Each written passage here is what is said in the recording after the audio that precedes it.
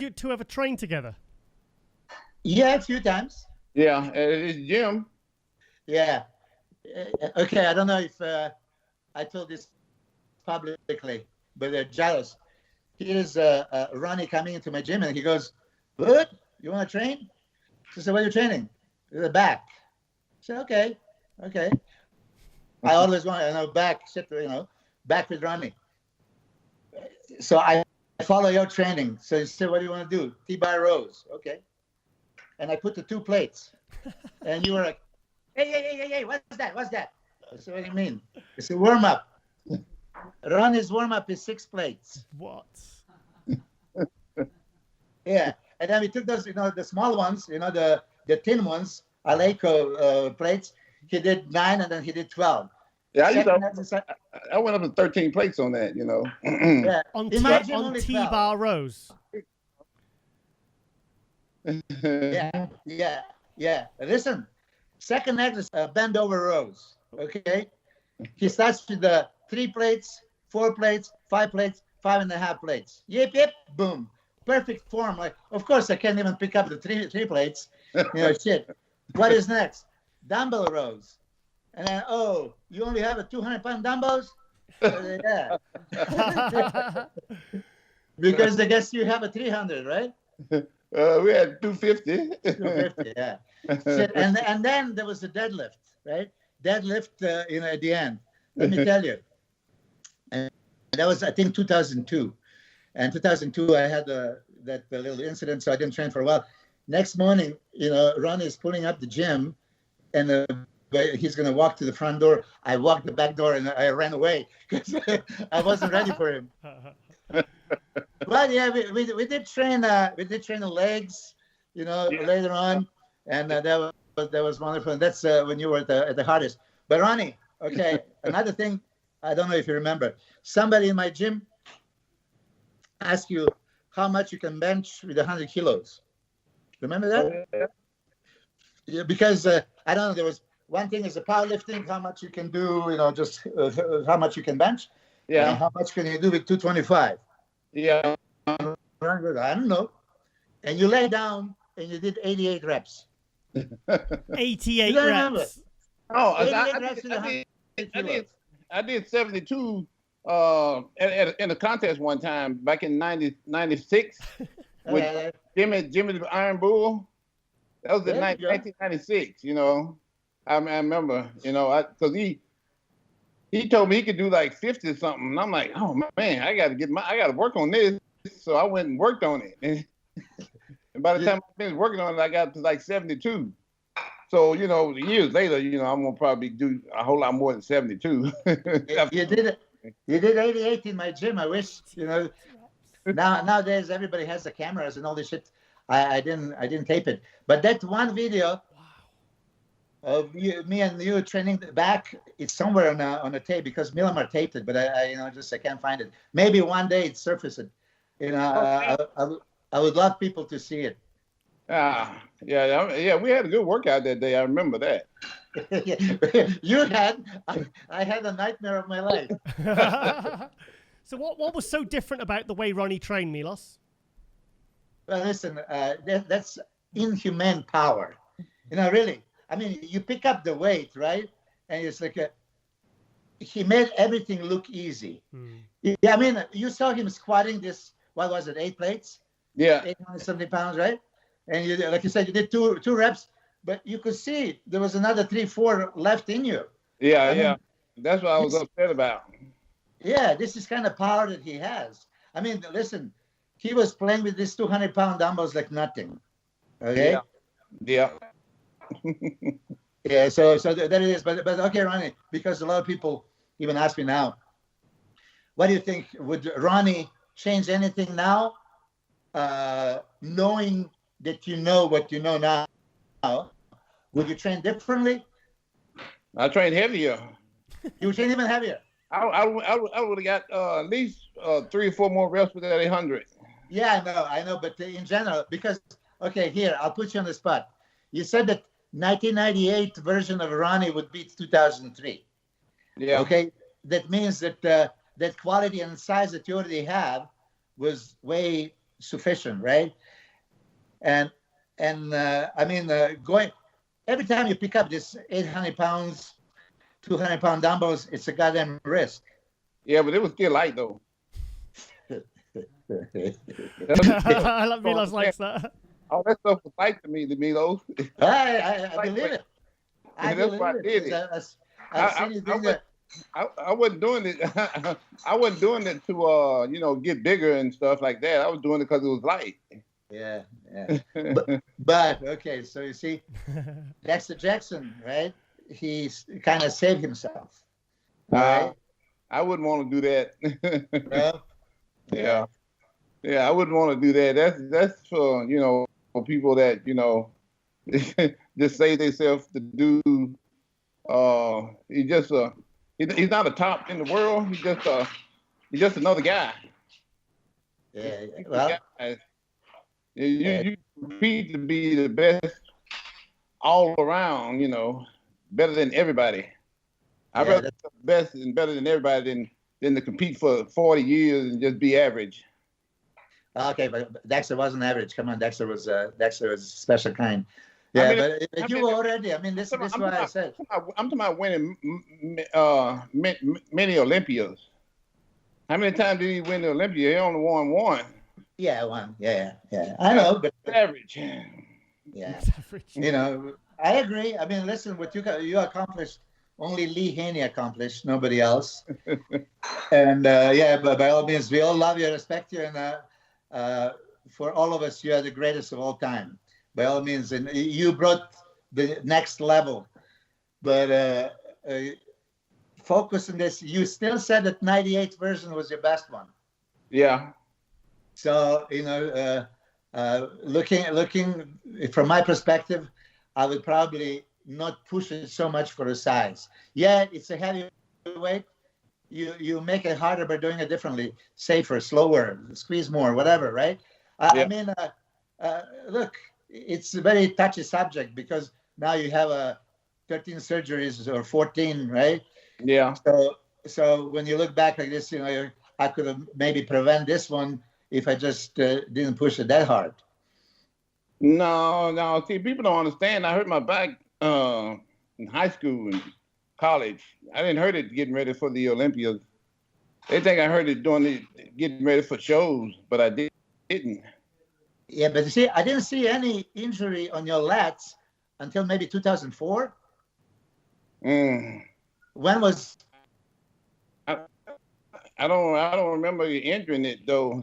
No, but there was a Olympia when your lats just wouldn't pop like normally, and the one side was different. Yeah, it's probably something that caught up with me over time. Yeah. You injured yourself way long time ago. And you continue training that injured body part, it's going to eventually give out on you. Yeah, for sure. Especially when you do the 12 plates and Dumbbell Rows. Yeah, exactly. So, like I said, you foresee the future, Yeah. Go ahead, Jazz. Milos, who do you think came the closest to Ronnie in terms of who he competed against? Who do you think challenged him the most? And Kevin and Flex, of course. Mm-hmm. I mean, I've seen Kevin beat Ronnie a few times back in the day. And, listen, you guys have only perspective from the audience. I travel with them. Yeah. I'm in a locker room with them, backstage with them, on the stage, So, you can see a little bit more. And then you can see all the footage and pictures. Kevin was phenomenal. And until 97, it was tough for Ronnie to beat him. I mean, he could have go either way. But you see, when in the IFBB, once you establish yourself as a front runner, it's hard to be knocked off. Like I said, Ronnie's physique was there already, 95, 96 especially. Yeah. But for some reason, they didn't really recognize him and see him. So much. Even Olympia 97, he was 9th. Shit. Because, and then breakthrough. Oh, now they see. It was already there. But for Kevin, ever since he showed up on pro stage. He competed 93. Was 93? Yeah, the Chicago. That was a pro debut. He was third, I was fifth. And then he won Night of the Champions. Already 92, from that first 92. 92. Yeah. 92. Yeah. Yeah, and then he placed second to Dorian. And then there was battles between Kevin, Flex, and Sean until Ronnie arrived. And then Ronnie just took over, everyone. At what point? But Kevin, I think that Kevin was the biggest contest because he was more consistent than Flex. Flex would, a few times showed up out of shape. At what point do you think that Ronnie really was kind of at his most dominant? What kind of years do you think he was really kind of literally unbeatable? Well, after 98, like we talk about it, 97, he won the last show in Russia. And 98, in all the shows that he competed, he only placed second to Kevin in San Francisco, and then he dominated everyone. 99, of course, I was there. Lineup is Ronnie, Flex, Kevin, Dexter, Marcus, Nasser, right? For me, 99 version of Ronnie was phenomenal. Lights at British Grand Prix, as you know, maybe bring another dimension. Top three guys were, the best top three they ever step on stage. This is how I see it. 99, top three were the three best bodybuilders at the same time on the stage ever. My opinion. Even Flex? What do you think, Ronnie? I totally agree. Yeah, good. Yeah, definitely for Chris and Ronnie, but I think Flex always looked better at the Arnold Classics for me. He never really nailed it at the Olympias, but he looked spectacular at the 93, 97, 98, 2000 Arnold Classics. He looked phenomenal, but he never really quite brought that to the Olympia. Milos, Chris Cormier we had on with Ronnie a couple of months ago, and he said the thing with Ronnie was, he said he was very quiet on the tours. He said he was very hard to read. He said he was a very quiet guy. Did that kind of mess with your minds a bit? Oh, for me, no. I struck the friendship with Ronnie, and I'm instigator. I always talk. We always talk. But probably Ronnie didn't find me as a threat because he was much better than me, right? And I always felt good, talking to Ronnie. Sonny Schmidt was man of few words. I keep, bugging him, talking to him all the time. Because I know he's a good person. Yeah. Ronnie, I know back in the day we were together with Matrix. Yeah. Remember the Matrix times? Yeah. Then that Barcelona guest was again. Listen, Ronnie was in the beginning like struggling bodybuilder. He wasn't making much money, right? Nope. So anything you can do to make more money, you want to, maybe give some advice and encouragement and all that stuff until he flipped the switch and start making millions. Yep. Yeah, but listen, you interviewed Ronnie, and Ronnie, I'm saying this publicly, you're here. You're the most lovable bodybuilder of all time because you're down to earth, humble champion, human that cares for everybody else, and I always appreciate you. Always made a time for me, which I really appreciate. Yep. Anytime I call him from China, say, Ronnie, can you give a little bit the boost to my Chinese bodybuilder and say something? And he sends him a message. Now with Max Charles, and it's always available. So this is what makes you my favorite bodybuilder and person in the industry of all time. Yeah, I always pick up the phone. Yes, thank Same you. number too. Never change my number like Kevin.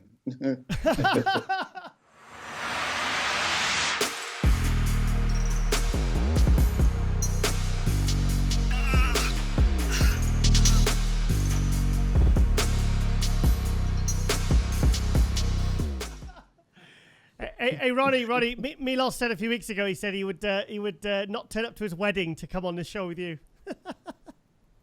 Yeah, I would. There is listen, I would cancel everything. Wedding. Anything. We've been married a couple times already, so it ain't no big deal. Thanks for reminding me. I don't want to say the number. Right, there you go. Yeah, you lose count after 2. Yeah. And let's count up to 5. All right. So, what was your favorite kind of story traveling together then, Milos? Traveling together. I mean, now I'm gonna put Ronnie on the spot again. First time we were in Hong Kong, and remember there was Bolo Young, and he took us to this restaurant. Yeah, and it was just like a Bruce Lee movie with gong, and then like 15 people come in and bring all kinds of food, but there was we couldn't recognize what is what, so we just keep eating. And Ronnie, you and RQ Gurley were eating something, right? Yeah. Did you think there was a chicken? Yeah, exactly. But it was a rat. Oh. I mean, so I remember that one very well. Yeah. Other than that, I mean, listen, rat meat. because we were with the Matrix, we did so many of those appearances, the photo shoots. Yeah. How long did you stay with Matrix? 5, 6 years. 5, 6, yeah. Okay, then probably even longer than me. Yeah. Did you have your 94 to 99? Yeah. Did you have your bonuses scheduled in your contract? Yeah, I did. I think this is what I advise you, no? Yeah. Because you see, you get certain amount of money like this, but then you compete and you get the prize money match, and then every time you showed up with the Matrix logo, they gave you extra, so you do the thousands of photo shoots, and you have like 10 pictures for chest. Yeah. These kind of things. Yeah, I was actually making a double the money from a contract from bonuses. Yeah. Bonuses. Exactly. Is that why you both competed so many times? Yeah. Among other things, yeah. Yeah. Trying to make as much money as we could. Yeah, of course, yeah. Listen, this is how I look at it. I'm a pro bodybuilder since 91, and there is a contest. It's a work day, right? It's not like Monday I'm going to show up, Tuesday I take off, and by Friday I'm not going to, It's an IFBB contest. I can compete. I'm going to compete. Yeah. Every show is the opportunity to make money, to make connections, to make, new friends, to make possibilities for guest appearances, right? And really, it's a history. I mean, I had 72 pro shows. I don't know how many, Ronnie, you had. I had no idea. Yeah. I will check. 72 though. How many pro victories you had? I had 26.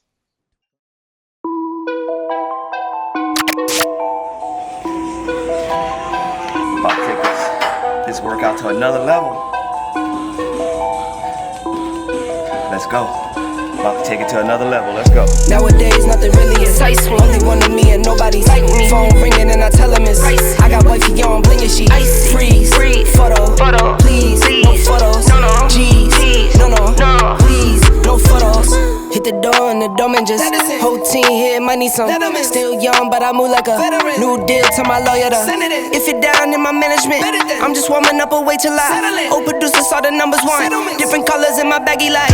Chalk it up, talk of the town when you're talking up. Wanna get you a ring and you tough enough. Wanna get you new things with your pockets dull. Run it up. I used to be quiet and out of luck. Now I move up and move humble cause the hate and the jealousy. My mama telling me count up your blessings and run it up. Nowadays nothing really excites me. Only one of me and nobody's like me. Phone ringing and I tell him it's I got wifey on blingin' she freeze.